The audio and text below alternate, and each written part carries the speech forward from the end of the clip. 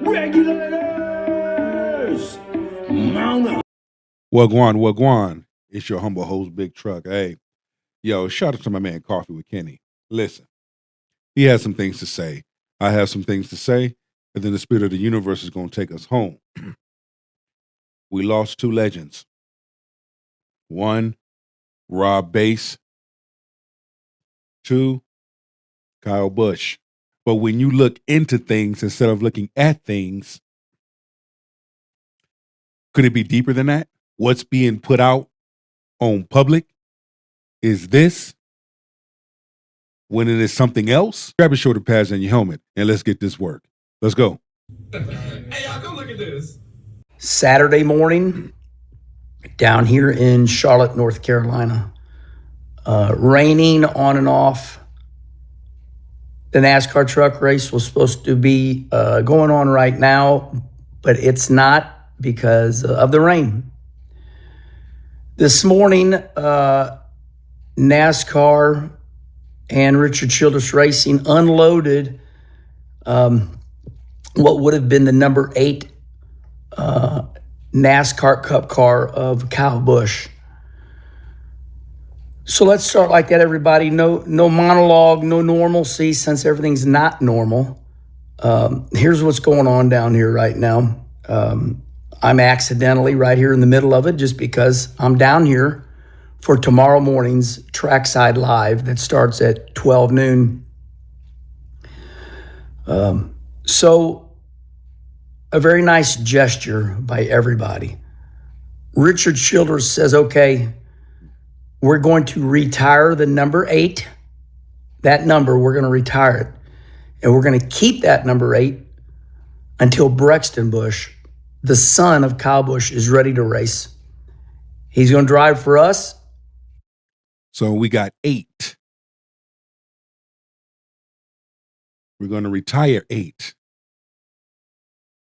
until his son is ready. Then his son is going to drive for us. Going somewhere with this. Pay attention. Let's continue to feast. And when he's ready to race in the NASCAR series, NASCAR Cup Series, that's going to be Braxton's number. What a heartfelt gesture. No matter how it works out or what happens, if it works out, that's a heartfelt gesture. Very nice. So when they unloaded that car this morning of Kyle Busch, it was number 33. So now we got 33. 8, 33. The other nice gesture was NASCAR saying the number 33, which was Kyle Busch's number 8, it's now 33. It's going to go through tech inspection first, followed by the teammate car, the number 3. Now we got 3. 8, 33, and 3. Need I say more? What more proof do you need? My man's in him knows something. He's paraphrasing. He's speaking on something. Let's see how many of y'all pay attention. I really like what I'm seeing. I want to give a heartfelt shout out to the NASCAR president, the new NASCAR president, Steve O'Donnell. Steve O'Donnell held a press conference on Friday evening, said all the right things, had the right tone, and was a leader. This is the first time that I've really seen a NASCAR president, say since Mike Helton, lead with authority and compassion. I really like Steve O'Donnell. He's acting as if he's normal like us. All of his verbalization is normal, but yet he's the leader. He was asked about Kyle Busch immediately, and NASCAR President Steve O'Donnell said, Kyle Busch is an American badass. And that's very heartfelt, and that's normal. That's normal talk. I like that. I think that draws people to NASCAR because our president is normal and speaks our language. Yeah, you even got your wife walking in the background. She just walked across the camera. However, you know, my heart goes out to the family of Kyle Busch and, the whole NASCAR family in general. It's very difficult when you lose one of your own, just like in football. The sport that I played, that I did well in, that I left great numbers behind. When one of our own has fallen, it hits home. You don't even have to know an individual, but because they play the same sport as you, it hits home. But nevertheless, I just want to send my shout outs, my hearts, my condolences to the Busch family, Kyle Busch and his family.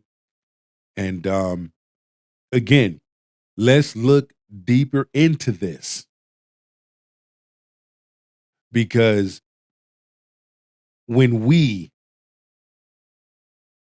sign, we also have to remember that there's a time limit on our life. Or when the other side asks us to do something and we say no or go against the other side, we're only going off of what the news media says, what has happened. But this is where we come in and we do our own investigation and we do our own research. Or we sit back and we listen with our ear gate as we begin to connect the dots. One of the media members said, "Did you think about canceling the Coke 600 this week or moving it back?" Of course, Steve O'Donnell said, Kyle Busch would have been pissed if we'd done that. So, I bring that up because during this time, we all need somebody to look forward to. We need a leader. That's what it's all about. Somebody to lead and inspire us, make us feel a little bit better, bring a little cheer to our lives, and move forward. So I think Steve O'Donnell has done a masterful job in everything, allowing the car to unload first, go through tech inspection, and then, of course, calling Kyle Busch. When was the last time you heard a president say Kyle Busch was an American badass? All right, I'm going to go here. I'm going to go there because I know that's all over the world right now. TMZ, they have the ability. They were the ones that got Dick Trickle's 9/11 call some 12 years ago. Everybody has heard the 911 call from TMZ. Everybody is speculating right now. And none of us know exactly what happened. But because of the 9/11 call, it adds perspective. And we don't know what happened. We just don't. Of course, when it comes to some of our athletes, some of our entertainers, it raises speculation. Was that individual involved in this? Were they involved in that? Did they sell their soul to the devil and he came to collect? Did the other side ask them to do something and they said no, or they're going to expose the other side. And the other side's cages were rattled. And whoever the handlers are had to do their job as a handler. Who knows? Or it could have been natural cause of death, natural deaths. Who knows?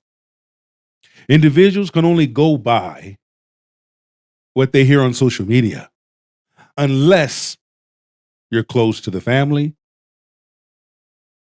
Then that way you can have more of an insight. Or if you do your research on the individual's background of when they first came on the scene as an entertainer for sports.